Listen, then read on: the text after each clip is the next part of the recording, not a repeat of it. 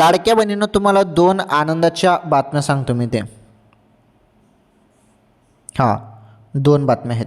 तत्पूर्वी व्हिडिओला लाईक करा, चॅनल सबस्क्राईब करा, शेजारील घंटीचं बेल आयकॉन प्रेस करा, ऑल नॉट सिलेक्ट करा आणि व्हिडिओ शेअर करा. हे बघा, पहिली गुड न्यूज आहे, 1500 रुपये नोव्हेंबरचे येणे सुरू झाले. ओके.